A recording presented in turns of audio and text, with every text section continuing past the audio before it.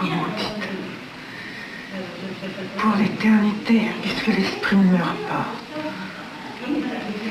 Même la mort ne me délivrerait pas, puisque l'esprit subsiste, que je suis damnée.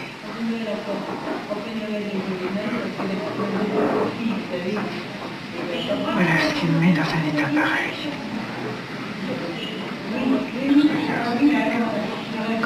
D'où ça vient, cette idée-là? C'est venu brusquement, comme si tout s'éclairait d'un seul coup. Et j'ai compris pourquoi j'étais damnée. C'est la gourmandise et ma paresse poussée à l'extrême.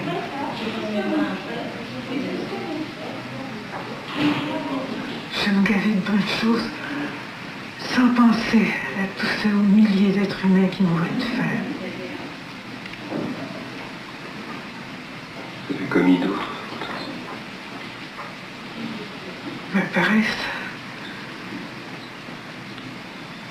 Chaque fois qu'il y avait même un petit effort à fournir, je savais toujours m'esquiver pour ne pas le faire, ce petit effort. Voilà comment je suis. C'est depuis quand, ça?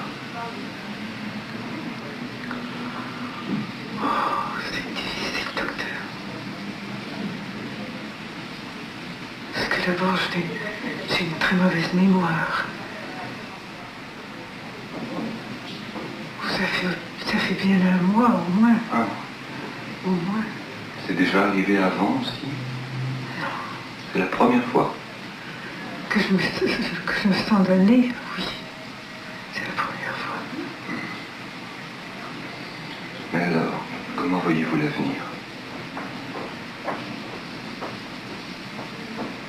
Quelque chose d'horrible pour moi. La nuit, quand je me réveille, je pense immédiatement, ce n'est pas un cauchemar, c'est la vérité. Vous vous réveillez comment? Alors c'est horrible. Comment, docteur? Vous vous réveillez? À quelle heure? Toujours vers 4 heures. 4 heures du matin, vous réveillez? Oui. C'est là que c'est le pire? Oui. Qu'est-ce qui vous réveille? C'est peut-être ça. C'est la nation. Et vous pensez à quoi à ce moment-là? Toujours à ma damnation. Mais pour en Et à ma sortir? fille. Oui. J'ai une fille. Mais c'est comme si je n'en avais plus depuis que je suis damnée. Parce que je ne vivais que pour elle, que par elle. Alors ça encore, c'est fini.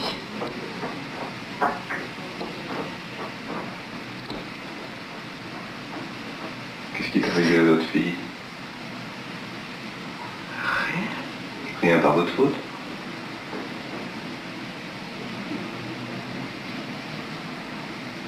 Je ne crois pas. Non. Je ne crois pas. Et qu'est-ce que vous faites la journée?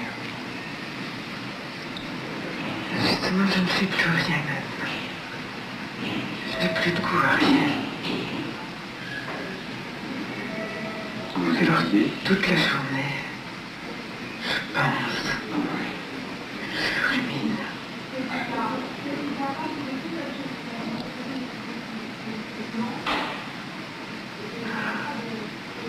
Je méritais d'être punie, mais je le suis. C'est pire que vous ne croyez.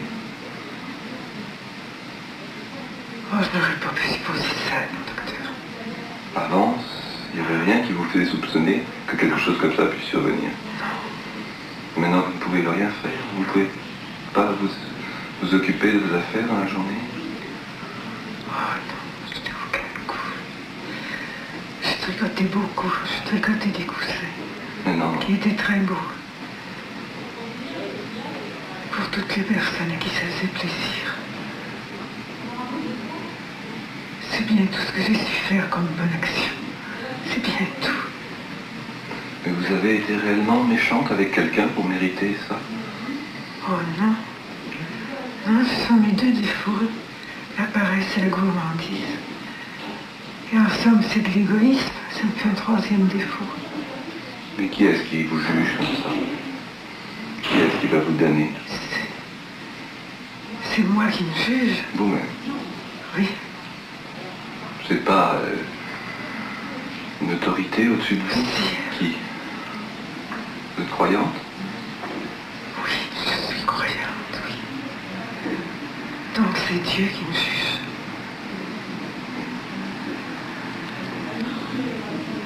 Et ça peut être aussi Satan, puisque je suis sa proie.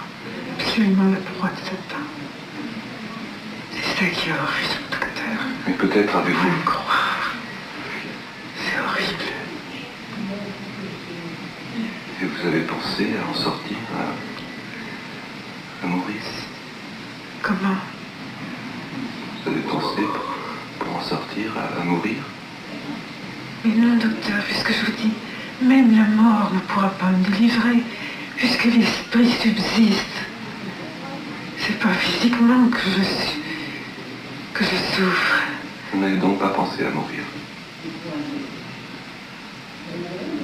Non, ça ne me délivrerait pas. Donc, sans quoi, si ça pouvait me délivrer, ah oui, comment je demanderais la mort?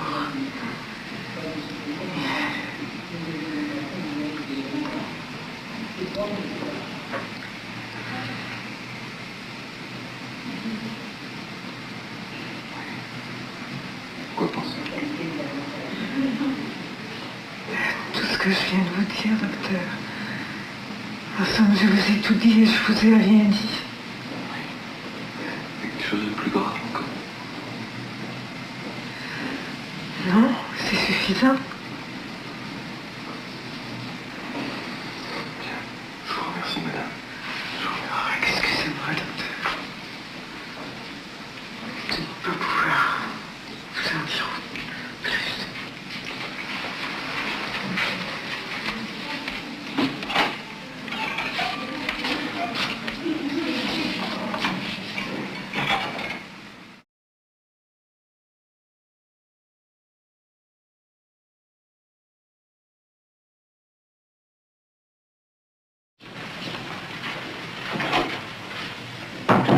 Est-ce que vous avez aux jambes, là?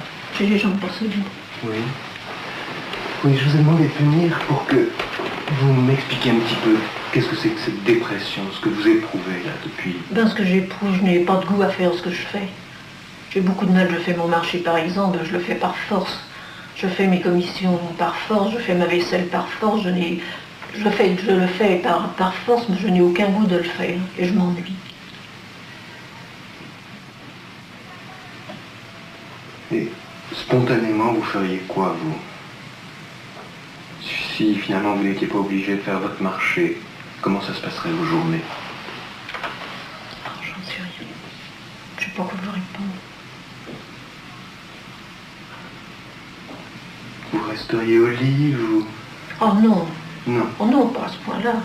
Non, mais par exemple, voyez-vous, le matin, quand je me réveille, je me dis, il va falloir que je passe encore toute une journée à être malheureuse comme ça. Je me sens malheureuse. Je n'ai pas la volonté. Vous savez, vous m'aviez remonté à un moment où je riais, par exemple. Je ne ris jamais. Je suis sombre. Et de quoi s'est fait ce sentiment d'être malheureux? Je ne peux pas vous dire. C'est quelque chose qui m'étreint le cœur, c'est comme un genre d'une angoisse que j'ai qui me fait cette chose-là. Et vous avez des idées noires? Non, pas précisément des idées noires. Je m'ennuie. Puis j'ai envie, je vois les gens qui rient, je dis, mais moi je ne rirai donc plus jamais. Non?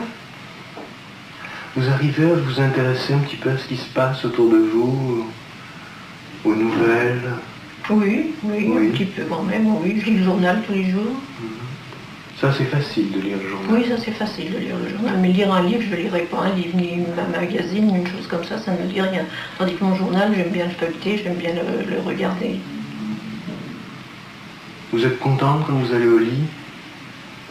Le soir Oui, mais je pense déjà au lendemain matin. Je suis contente le soir quand on regarde la télé, par exemple. Oui. Là, je suis contente. Et le lendemain matin, c'est quoi pour vous? Pas le lendemain matin, c'est un supplice de dire je vais recommencer à vivre une vie qui est contre ce que je veux, je ne le fais pas avec le goût que je le ferais. Je vais vous citer un cas, je fais mon ménage, par exemple mes carreaux, ben, je les fais grosso modo jusqu'à la hauteur que je peux, mais le troisième carreau sur lequel il faudrait que je prenne un escabeau pour monter, ben, je n'ai pas la volonté de le faire. Mes plafonniers, c'est pareil, je n'ai pas la volonté de les faire. Je sais qu'ils sont sales, mais je n'ai pas la volonté de me forcer, je n'arrive pas à me forcer à le faire. Alors que quand ça va bien? Ah ben ça va bien. Là, il n'y a aucune hésitation? Il n'y a aucune hésitation, non. Avant cette dépression-là, quand vous m'aviez bien remonté, j'avais plus du tout d'hésitation, de rien du tout. Puis j'étais gaie, quoique chez nous la maison n'est pas très gaie, nous sommes que tous les deux mon mari. Mais il est très gentil, il fait l'impossible pour moi. Mais cette rechute s'est faite à l'occasion de quelque chose ou comment? Quel souvenir vous avez de la rechute? Le souvenir j'ai, que peut-être une quinzaine de jours avant, je ne me sentais pas bien. J'étais pas dans mon aplomb. Et puis tout d'un coup, ça m'est tombé dessus. D'ailleurs, je vous avais vu le samedi. Je vous avais dit déjà que ça n'allait pas très bien. Je crois que vous m'aviez redonné du tofranil à ce moment-là. Et puis ça m'a pris tout d'un coup, ça me fait comme un chapeau, comme une coiffe sur la tête. Et puis alors je suis dans le noir. Dans le noir? Dans le noir. J'ai des angoisses, j'ai des étreintes, je suis vraiment mal.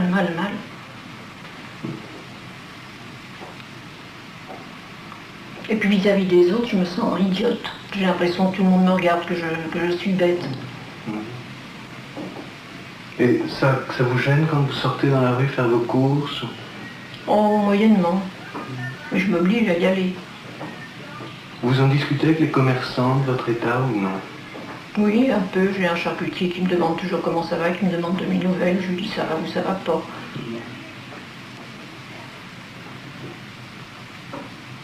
Oh, je suis vraiment désolée.